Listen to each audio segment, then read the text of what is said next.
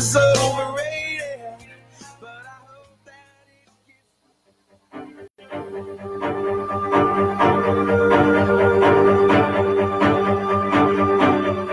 ყოველ სამშაბათს საღამოს 6 საათზე რადიო საქართველოს ხმის პირდაპირ ეთერში გადაცემა ნარკოპოლიტიკა.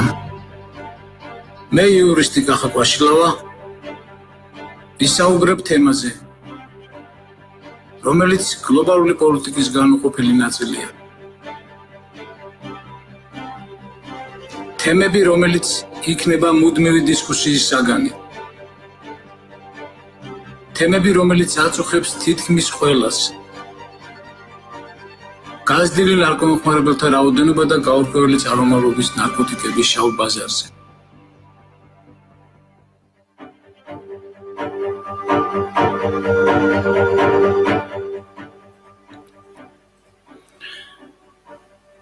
მოგესალმებით ძვირფასო რადიო მსმენელებო, რადიო საქართველოს ხმა 7-9, მე კახა კვაშილავა, წარმოგიდგენთ გადაცემას ნარკოპოლიტიკა. გადაცემის მიმდინარეობისას მოქალაქეებს შეგიძლიათ დაგვირეკოთ პირდაპირ ეთერში ნომერი 790-202-303 მობილური ოპერატორიდან წინ 0. ჩვენ დღევანდელი გადაცემის საუბრის თემა იქნება 12-13 მაისს განვითარებული მოვლენები, შინაგან საქმეთა სამინისტროს მიერ განხორციელებული სპეცოპერაცია, აზრის გამოხატვის თავისუფლება, საზოგადოების დამოკიდებულება, საპროტესტო აქციას ამემართებაში ამავდროულად ჩვენი შევეხებით კონტრაქციასაც, რომელიც იქნა, ესე ვთქვათ, ჩატარებული ამ აქციის პარალელურად. ჩვენი დღევანდელი გადაცემის სტუმარია ბატონო გიორგი კალატოზიშვილი, ექსპერტი საზოგადოებასთან ურთიერთობის საკითხებში და ამავდროულად ბატონო გიორგი წარმოადგენს საქართველოს ნარკოპოლიტიკის ეროვნულ პლატფორმას. მოგესალმებით ბატონო გიორგი. მადლობა თქვენ მობრძანებისთვის. ბუნებრივია 12-13 მაისის სპეცოპერაციას და განვითარებულ მოვლენებზე ჩვენ ესე ვთქვათ პრეისტორიის გარეშე ვერ ვიტყვით ვერაფერს, მაშინ როდესაც წინა პერიოდში განვითარებული მოვლენები ის რომ ძალიან ბევრი ახალგაზრდა ტრაგიკულად გარდაიცვალა, ის რომ შავ ბაზარზე შემოედინებოდა გაურკვეველი წარმომავლობის წარმოშობის ნარკოტიკული საშუალებები და ის რომ ქვეყანაში იყო ინფორმაცია ზოგადად გავრცელებული თითქოს ეს ნარკოტიკული საშუალებები ხელმისაწვდომია კლუბებში და ამავდროულად უკვე პარალელურად დაწყებული გამოძიება, ამ გამოძიების ფარგლებში ესე ვთქვათ საგამოძიებო მოქმედებები. ასეთ ვითარებაში მე მაინტერესებს ბატონო გიორგი დაისვა საკითხი ამ სპეცოპერაციის ლეგიტიმაციასთან დაკავშირებით, რამდენად კანონიერად მიიჩნევს საზოგადოება ამ სპეცოპერაციას, თუმცა აქვე მინდა დავაზუსტო, რომ შინაგან საქმეთა სამინისტროს ცენტრალური კრიმინალური პოლიციის დეპარტამენტის ხელმძღვანელმა თქვა, რომ ეს არ არის სპეცოპერაცია და მინდა საზოგადოება მიცოდეს, რომ ეს არის საგამოძიებო მოქმედება ჭხრეკა, რომელიც მოსამართლის განჩინების საფუძველზე იქნა ჩატარებული. ასეთ ვითარებაში რატომ დგას ამ ესე ვთქვათ ღონისძიების ლეგიტიმაციის საკითხია ჩვენში შეგიძლიათ? ღონისძიება თვითონ ლეგიტიმურია, ყოველ შემთხვევაში ასეა საბუთზე და ამაზე უფლება დამცველები და იურისტები უკეთ გააკეთებენ თავის კომპეტენციიდან გამომდინარე კომენტარს. ფაქტი არის ერთიო სასამართლო განჩინებაც კი და ამას მე უსმინე თავად ადვოკატისგან, რომელმაც წაიკითხა სასამართლო განჩინება, არის საუბარი ჭხრეკაზე და არა თქვა ძალისმიერი მეთოდით ან სპეცდანიშნულების რაზმის იქ შეიარაღებულობის შესვლაზე. იქ მეჭხრეკა ჩაეტარებინათ ადამიანებზე, სიმართლე გითხრათ, ვიდეო გამოსახულება, რომელიც გადაცემულ პირდაპირ ეთერში არ მინახავს, აქედან გამომდინარე ყოველთვის ჩდება კითხვა, ბუნებრივია, რამდენად სწორად იქნა და სრულად იქნა აღსრულებული ის, რაც ეწერა მოსამართლის მიერ გამოტანილ განჩინებაში. რაც შეეხება თქვა აღქმაში, მე სწორედ ამიტომ დავიწყე ლაპარაკი სამართლებრივ კუთხეზე, რომ დოკუმენტზე ყველაფერი კარგად ჩანს, მაგრამ როგორ აღიქვა ეს მოსახლეობამ, იქ თავმოყრილმა შეკრებილმა საზოგადოებამ ეს არის ძალიან მნიშვნელოვანი, ვინაიდან თითოეულმა მათგანმა თავის თავზე გამოსცადა აი ეს კანონიერება, რომელსაც დღესდღეობით შინაგან საქმეთა სამინისტრო ცდილობს შეძინოს ლეგიტიმაცია. როცა ამას ვამბობ, ცალსახად მინდა ხაზგასმით აღვნიშნო, რომ კარგია, როცა შინაგან საქმეთა სამინისტრო ებრძვის ნარკორეალიზატორებს, როდესაც ებრძვის ორგანიზებულ დანაშაულს, მაგრამ სასურველი იქნებოდა და კარგი იქნებოდა თუ კი ეს ბრძოლა გაგრძელდებოდა უმაღლეს შეეუნების დონეზე, თუ კი მოხდებოდა სწორედ რომ ნარკორეალიზატორების თავების აღმოჩენაზე იმისათვის რომ აღმოიფხვა სტრულფეხა ნარკოდილერების თარეში შემდგომ საქართველოში. ჩვენ ამას ვერ ვხედავთ, არის დიდი რაოდენობით ხომ ნარკოტიკული ნივთიერების ამოღება, მაგრამ ნივთიერების ამოღება და არა კონკრეტული წყაროს იდენტიფიცირება, რომელიც ბუნებრივია, უნდა იყოს გასაჯეროებული და უნდა იყოს დაპატიმრებული და აღკვეთილი. ნივთიერებას რაც შეეხება ძალიან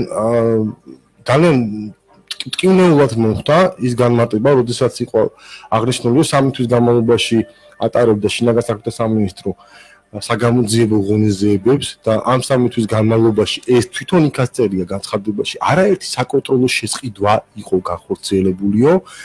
ამ შემთხვევაში ტკივნეულად იმიტომ მოხდა, რომ მაინტერესებს შესაძლებელი იყო თუ არა თუნდაც თეორიულ დონეზე მოგვეხდინა პრევენცია იმ სიკვდილების, რომელიც მოხდა ამ 2 კვირის განმავლობაში. თუ კი დაუშვით ალბათობა, როგორც ისინი თავად ამბობენ, ნარკოტიკული ნივთიერება, ანუ თავის დროზე უნდა ემოქმედათ, მაშინ და შესაძლებელი იყო ის ფატალური შედეგები, რაც დადგა, შესაძლებელია ჩვენი საკვირველებინა. მე ვფიქრობ, თუ კი გამოძიების მიზანი არის დადგენა, რეალიზაციას ახდენს თუ არა ადამიანი და არა იმისა თუ რამდენი პირზე იქნა გაყიდული ნარკოტიკული ნივთიერება, მოდით ესე ვთქვათ, შესაბამისად დევნის ობიექტივი უნდა ყოფილიყო. ხო უნდა ყოფილიყო რეალიზატორი, რომელმაც ერთხელ რომ ჩაიდინა დანაშაული, ეს უნდა ყოფილიყო საკმარისი გამოძიებისთვის, იმისათვის რომ მით უმეტეს თუ გაქვს ეჭვი რომ ის ყიდის შეზავებულ მინარევებს არა იდენტიფიცირებულ ამ ეტაპზე სინთეტურ თუ სხვა ნარკოტიკს შეიძლება საფრთხეში ჩააგდოს მოხმარებელი და გამოიწვიოს ლეტალური შედეგი. მე მაინტერესებს თუ კი ერთხელ განხორციელდა საკონტროლო შესყიდვა, დადასტურდა ფაქტი რეალიზაციის, რატომ არ იქნა აღკვეთილი დანარჩენი ფაქტი? რატომ გავრისკეთ ამ ადამიანების სიცოცხლით? თუნდაც დაუშვათ ალბათობა იმისა, როგორც ისინი ამბობენ, რომ ყველა ეს ადამიანი გარდაიცვალა კლუბიდან დაბრუნების შემდეგ. შესაბამისად ალბათობა იმისა, რომ კლუბის ადგილმდებარეობა ახლოს შეიძრეს ნარკოტიკული ნივთიერება არის მაღალი. ეს მათი ვერსია. მაშინ მათივე ვერსიას პასუხობ და მაინტერესებს რატო ჭრიან იმპორტს, რომელზეც ხედან. რატო არ იქნა აღკვეთილი ეს ნარკოტიკული ვთქვათ დანაშაული პირველ ჯერზევე? რატო ვაცავით ამდენ ადამიანს? ნარკოტიკული ნივთიერების შეძენა. შინაგან საქმეთა სამინისტროს კომენტარს თუ დაუბრუნდებით, საუბარია რომ 48 შეტყობინება იყო შესული 112-ზე, რომ კლუბებიდან გასული ადამიანები კლუბებში, ესე ვთქვათ, მოხდა ინტოქსიკაციის შემთხვევები. ანუ თქვენი საუბრიდან გამომდინარე გამოდის, რომ ეს 48 ზარი არ იქნებოდა ერთ დღეში, ხო? ბუნებრივია, ეს იქნებოდა დროთა განმავლობაში, თუნდაც ამ 3 თვის განმავლობაში. ანუ საუბარია იმაზე, რომ უფრო ქმედეთი შეიძლება ყოფილიყო შინაგან საქმეთა სამინისტრო და უფრო, ესე ვთქვათ, სწორად დაგეგმილი მოქმედებები შესაძლებელი იქნებოდა შესაძლებელია დანაშაულის გახსნას და ამ დროს იქნებოდა შესაძლებლობა მეტი ადამიანის სიცოცხლე გადაგვერჩინა. მოგახსენოთ, ეს არის ჩემი მოსაზრება და მე ბრალავდებ, მე ბუნებრივია როგორც თქვენ ვკითხვას, რომელსაც აქ ლეგიტიმური უფლება იარსებოს, მაშინ როდესაც არსებობს ისეთივე ფაქტები, როგორც გირჩის მიერ საკონტროლო შესყიდვა 1 წლის წინ, ისეთივე საკონტროლო შესყიდვა, როგორც გააკეთა ტელეკომპანია იბერია 2 თვის წინ, ისეთივე საკონტროლო შესყიდვა, როგორც გააკეთა ტელეკომპანია რუსთავი 2 ჟურნალისტმა მიხეილ სესიაშვილმა. რომელიმე მათგანი სესიაშვილის გარდა გამოკვლეული იყო შინაგან საქმეთა სამინისტროს მიერ რა ნარკოტიკულ ნივთიერებასთან როგორი სიმძლავრის და როგორი სისუფთავის, ანუ ხარისხის ნივთიერებასთან გვაქვს საქმე? იმისათვის რომ შემდგომ გარკვეული რეკომენდაციები გაიცეს, თუნდაც ჯანდაცვის სამინისტროს მიმართულებით, რომ მოხდეს სწორი, ადეკვატური და სწრაფი პირველადი პრევენცია მოხმარების, მაგალითად და დროულად იქნას ინფორმირებული ახალგაზრდები, თუ რა ნივთიერება შეიძლება ტრიალდეს ადგილობრივ ბაზარზე, შავ ბაზარზე ბუნებრივია და იყვნენ მაქსიმალურად ინფორმირებული აღჭურვილი ინფორმაციით. მეორე, უნდა გქონდეს თუ არა ინფორმაცია თუნდაც შინაგან საქმეთა სამინისტროს იმის შესახებ, რა ნივთიერება, რა სიმძლავრე დადგინდეს, ხომ არ არის ამ ბაზარზე ახალი მომაკვდინებელი ნივთიერება.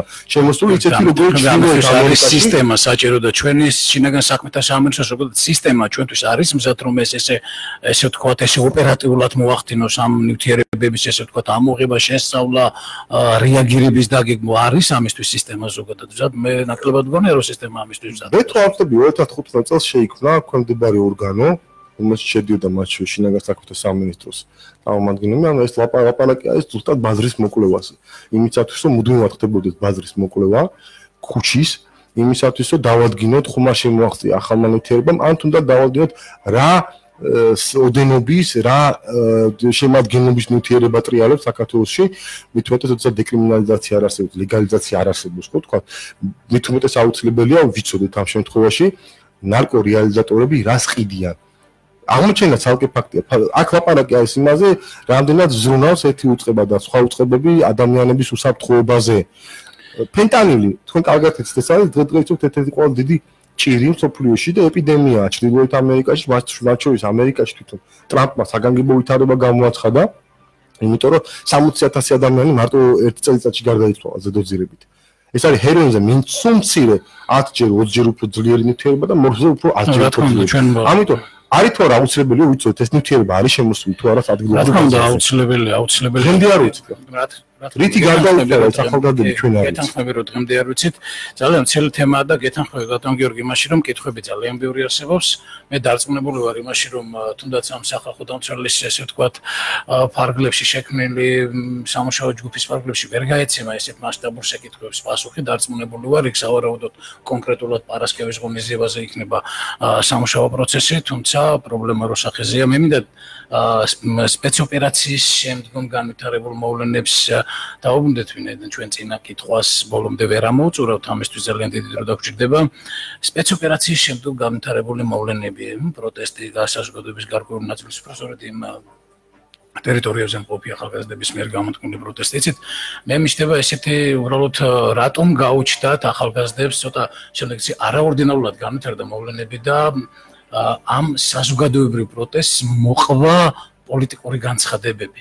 მე მაინტერესებს რატომ იქნა ესე ვთქვათ ამ კონტექსტში იქ მაღალი პოლიტიკური თანამდებობის პირების პასუხისმგებლობის საკითხი უფრო საგნობრივი რატომ არ იყო დაუშვათ თუნდაც ის აქცია ის პროტესტი რომელიც ჯგუფმა ესე ვთქვათ საზოგადოების ჯგუფმა რუსთაველზე პარლამენტის წინ გამართა. კი ბატონო მოთხოვნა იყო ლოგიკური უბრალოდ იყო არარეალისტური თუნდაც იმ მოკლევადაში რაც იყო დათქმული თორემ თვითონ პირთა პასუხისმგებლობის საკითხის დაყენება მით უმეტეს მაშინ როდესაც ხედავ რომ რამდენიმე საათის გასვლის შემდგომაც კი ქვეყნის უმაღლესი პირები არაკეთებენ კომენტარს ასეთ საგანგაშო თემაზე ასეთ საგანგაშო მაგალითზე ცხადია ახალგაზრდებს გაუჩნდებოდა სამართლიანი უკმაყოფილების შეგრძნება მით უმეტეს ბუნებრივია დააყენებდნენ მათი პასუხისმგებლობის საკითხს შინაგან მინისტრის პასუხისმგებლობის საკითხი რო აქ დგას ეს ცხადია მაგრამ ბუნებრივია დგას ასევე სხვა პირების რა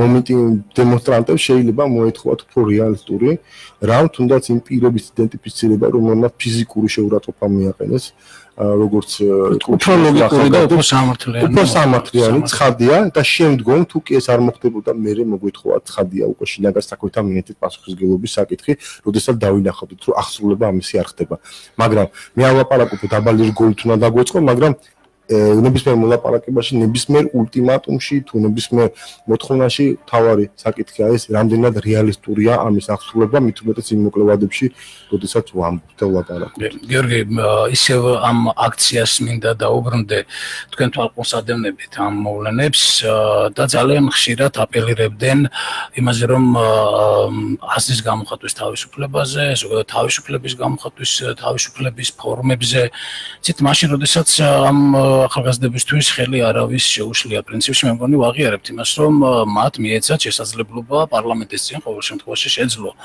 პოლიციამ მათი ესე ვთქვათ უფლება არ შელახულიყო მათ ჰქონდათ შესაძლებლობა ეთქვათ რაც სურდათ და თქვენს კიდევაც მე სიმართლე გითხრათ წმინდა ადამიანურად ბევრი რამ შეიძლება არასასიამოვნოც იყო მოსასვენად რომ ძალიან ბევრი შეურაცხყოფელი ფრაზები იქნა საზოგადოების მიმართაც გაჟღერებული ანუ მათ პრინციპში შექმნის გამოხატვის აბსოლუტური თავისუფლება ჰქონდათ იმ მომენტში შექმნილი თუმცა გამოხატვის თავისუფლება აბსოლუტური უფლება რო არ არის ეს ვიცი და გარკვეული რეგულაციები ამაზეც არის რატომ იყო აქცენტი ესე ვთქვათ თავისუფლების ფორმის შეზღუდვაზე რა შეზღუდვას გულისხმობდა ეს საზოგადოება თუ შეგიძლიათ ეს უკმაყოფილება და ამ პრეტენზიის გამოთქმა არ დაწყებულა პარლამენტთან ან პრეტენზიის და უკმაყოფილების გამოხატვა დაიწყო ბასიანთან და სხვა კლუბთან ვინაიდან მას შემდეგ რაც გაჟღერდა რომ ნარკოტიკებში რეალიზაციის ბრალდებულები დააკავეს კლუბს მიღმა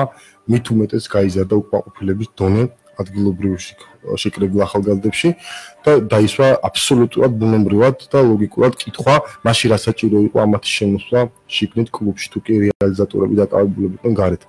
ცხადია ეს პირდაპირ უტყავდა მათ თავისუფლებას შეკრებისა და მანიფესტაციის შესახებ კანონს უფლებებს და ადამიანის უფლებებს, იმიტომ რომ ჩვენ ნახეთ პირდაპირ ეთერში ხავდა, მაგრამ შეზღუდვა, აშკარა შეზღუდვა, მე მგონი არ ყოფილა, ხო? რა თქმა უნდა, მაგ შემთხვევაში ხავდა მოგახსენოთ, მაგათ პირდაპირ ეთერში როცა გადმოიცემა მასალა, ამ შემთხვევაში ცხადია, რომ ფაქტი ჯიუტია და მაგას ვერ შეცვლი. ჩვენ თვალნათლად დავინახეთ, როგორ პირდაპირ ვიტყვი ამას, არ შემიშინდება ამ სიტყვის უხეშად რომ მოგეჩვენებათ, მაგრამ მოტეხეს ბექაწიქარიშვილი აქციიდან ბასიანთან, როგორ მოტეხეს ზურა ჯაფარიძე აი ესე გააქცუნეს, იმისთვის რომ დეზორგანიზებული ყოფილიყო აქცია, არ ყოველოდა ამ აქციას, ამ თავშეკავებას კვეთად გამოხატული ლიდერები და ყველაფერი წარმართულიყო ქაოტურად. ეს გათვლა იყო.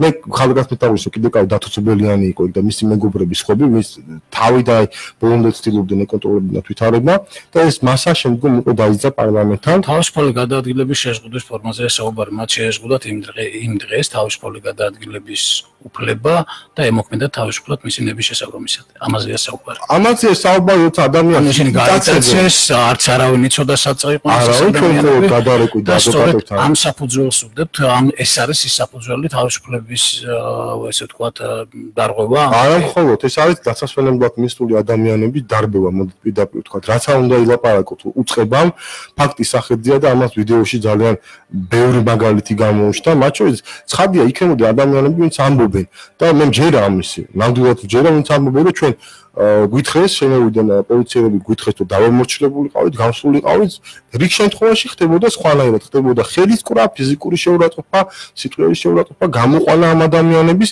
გადაცდომა იყო ძალიან ბევრი და ამაზე თვითონ ბატონმა განხარვამაც აღნიშნა. თუ კი ასეთი იქნება, ჩვენ აუცილებლად სწორედ ეს ფორმატია სახელმწიფოდამცველთან ახლა, რომელიც უნდა შეცვლოს. კი, მესმის. აქ ფაქტი არის ერთი რამ, რომ ძალიან თვალნათლივ დავინახეთ, როგორ მოქმედებს ამ ეტაპზე ზუსტად შინაგან საქმეთა სამინისტრო, როგორ ხდება პრინციპი დაყავიდა იბატონის განხორციელება ლაივში, როდესაც ზურა ჯაფარიძე, წიქარიშვილი, სხვა ადამიანები აი ესე კონტაქტუნტად, მათ შორის ბაციანს ერთ-ერთი დამფუძნებელი წაიყვანეს და დატოვეს ხშირ შემთხვევაში იქ მყოფი არაფხიზელი ადამიანები, ალკოჰოლურ ზემოქმედებას გულისხმობ, რა თქმა უნდა, რომლებიც პარასკევს აღამოს უკვე იმყოფებოდნენ იმ სტადიაში დაესვენათ, ეს ხალხი გამოყარა და გასვლაც ამაზე იყო ზუსტად. ეს ადამიანები ვერ იქნებოდა იქ 7. ცხადია, აგრესიაზე ეს იყო შეგნებულად, ისევე როგორც პარლამენტის შენობათა ამათი მობილიზება იყო გათვლილი, აბსოლუტურად.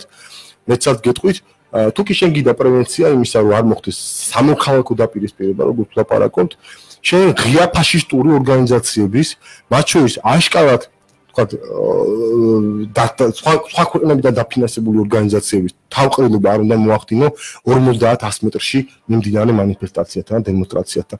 ამის დაკვეთა შეიძლებოდა, ამის გაკეთება შეიძლებოდა კომუნების მოედანთანაც, თუნდაც იმისთვის რომ კორდონი და ბერკეტი ყოფილიყო, მაგრამ გააკეთეს ის და იქ, სადაც საჭირო იყო. იმისთვის რომ მოლაპარაკება ეწარმოებინათ შემდგომ დემონსტრანტებთან ფორს-მაჟორ მდგომარეობაში და ქონდათ ბერკეტი. თუ არ დამოხვალ პირობად, თუ არ დაამორჩილები, მე ვერ შევაკავებ ამათ. და შენ გესმის და ხედავ ამას. გიორგი, საზოგადოების ნებისმიერ ჯგუფს აქვს გამოხატვის თავისუფლება და ყველა საქმის უფლება, თუმცა ყველაფერს აქვს თავის წესები და ბუნებრივი ასეთ შემთხვევაში წესები უნდა იყოს დაცული. მე მექნება ესეთი შეკითხვა, ყველა ვადევნებდით პრინციპში თვალყურს ამ მოვლენებს და არ შეიძლება, ასე ვთქვათ, არ გავამახვილოთ ყურადღება საზოგადოების დამოკიდებულებაზე. იყო მკვეთრად, ასე ვთქვათ, მკვეთრად რადიკალურად განწყობილი ადამიანები და შემდევებელი ადამიანები, რომლებიც ესე ვთქვათ, განსაკუთრებულს ვერაფერს ხედავდნენ, გარდა იმისა, რომ ახალგაზრდები გამოვიდნენ და მის პროტესტს გამოხატავდნენ.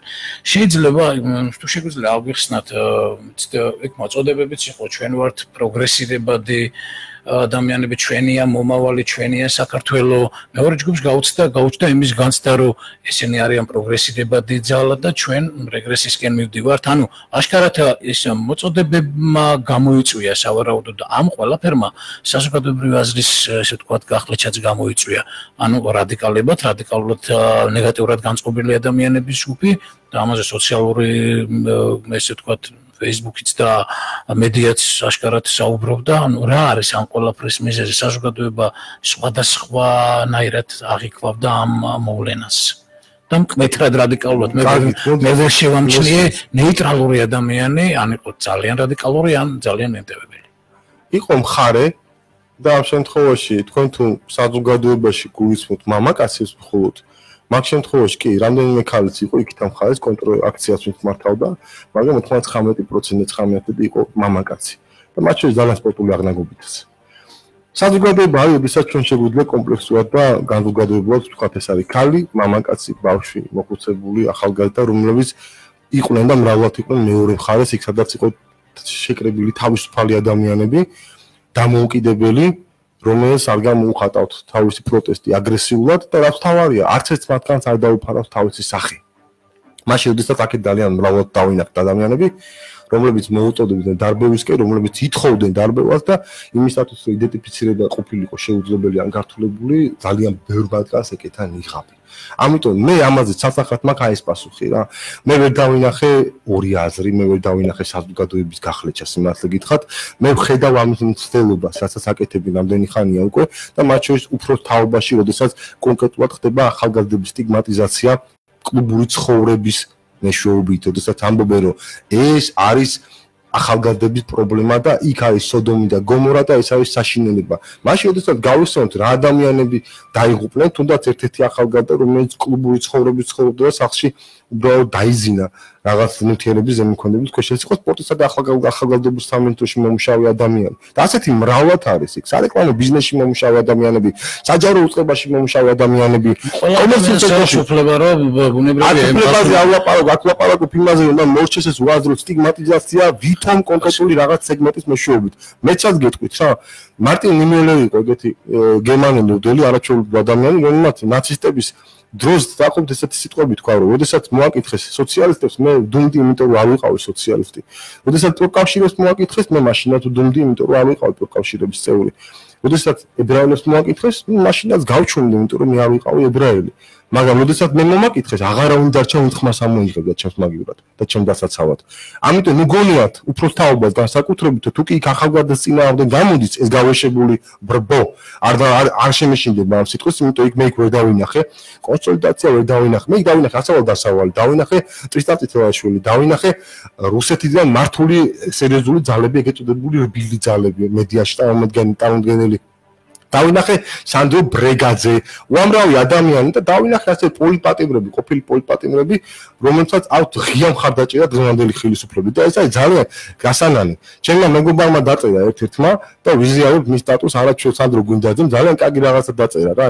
ესეთი მნიშვნელოვანი დრამატული, რომ გუშინ ვიცი ქვიდექით, ყველამ კარგად გამოცადეთ და გავიგეთ რას ნიშნავს იყო სექსუალური უმცირესობა, რელიგიური უმცირესობა, ეთნიკური უმცირესობა, იმიტომ რომ ჩვენ აღმოჩნდით უმცირესობაში, რომელსაც კანონის ძალითაც კი არავინ დაიცავს. აი ეს არის ყველაზე საშინელი, რისი დემონსტრირებაც მოხდა ამ დღეებში.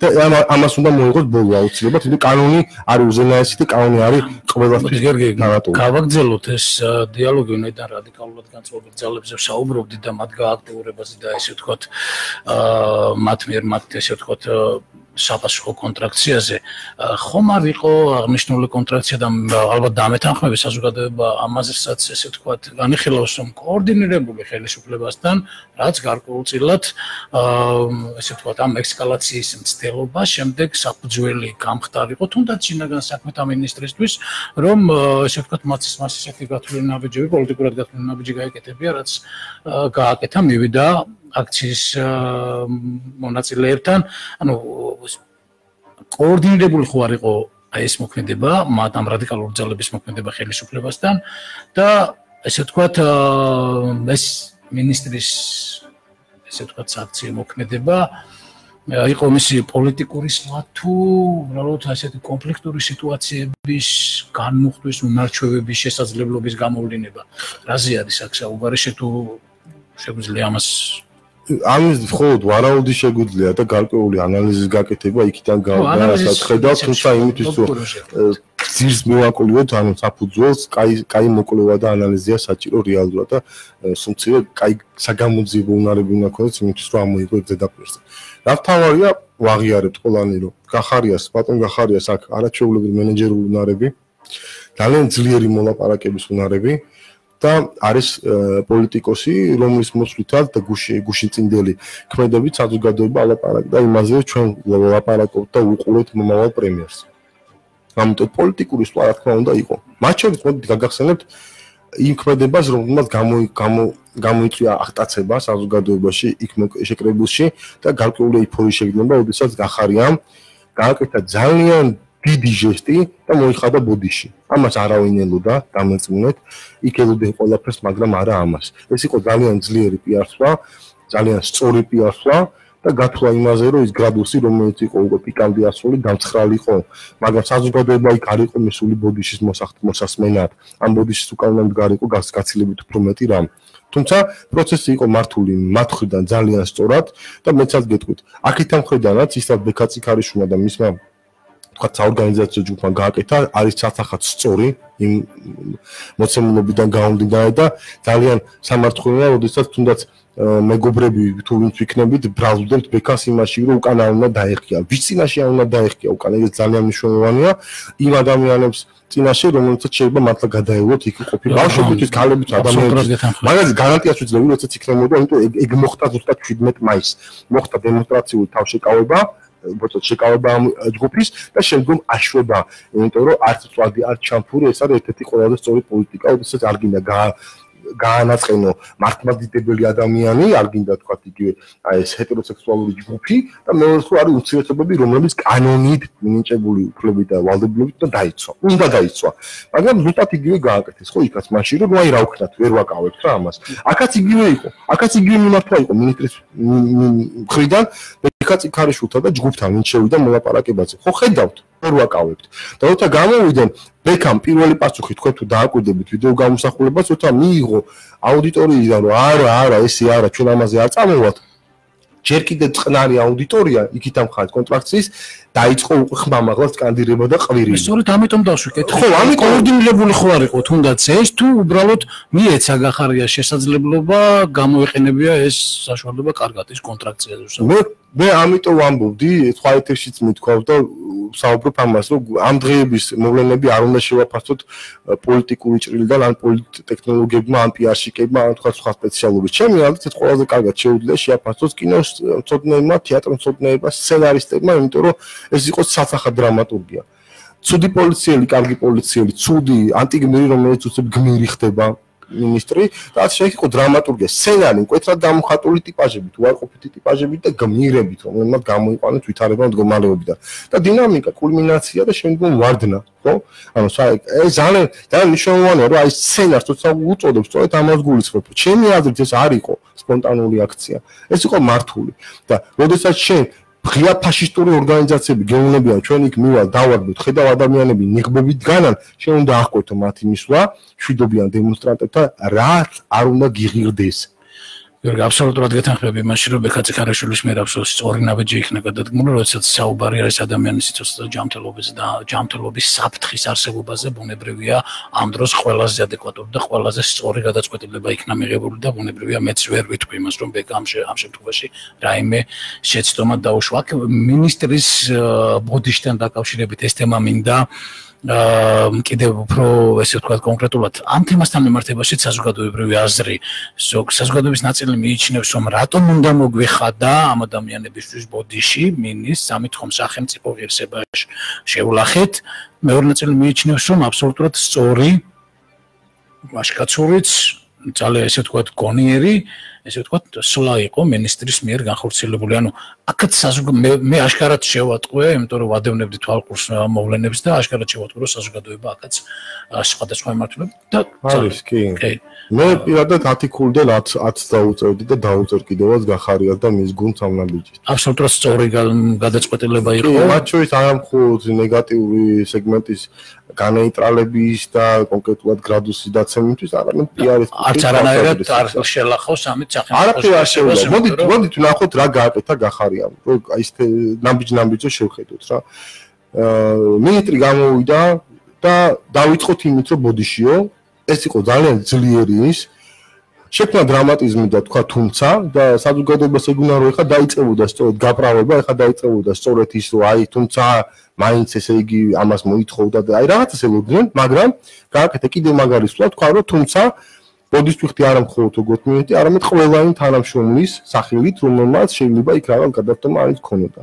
და გააკეთა რა ყველაზე მაგარი უცებ აი ეს შემოატრიალა 180 გრადუსით და საზოგადოებასაც დაანახა იმათ ვინც ტელეკამერებით და ტელევიზორებში უყურებდნენ ამ იმას რომ მე მოვიხადე ბოდიში ჩემი ვალი მოხდილია მაგრამ თქვენც მოიხადეთ ბოდიში იმ პოლიციელების წინაშე რომლებიც გიცავდნენ თქვენ მაგრამ ძალიან ბევრი შეურაყოფა მოითქვინეს და გაიგეს. ატყდა ერთი ამბავი, ზუსტად ეს იყო საჭირო დაინახათო მინისტრმა, დავიდა საზოგადოების დონეზე, მაგრამ საზოგადოება არ დავიდა სახელმწიფოებრივ დონეზე, სახელმწიფოებრივ აზროვნების დონეზე, იმითაც რომ პოლიციას არ მიაყენოს შეურაცხყოფა ვინმეს მათ უსაფრთხოებაზე.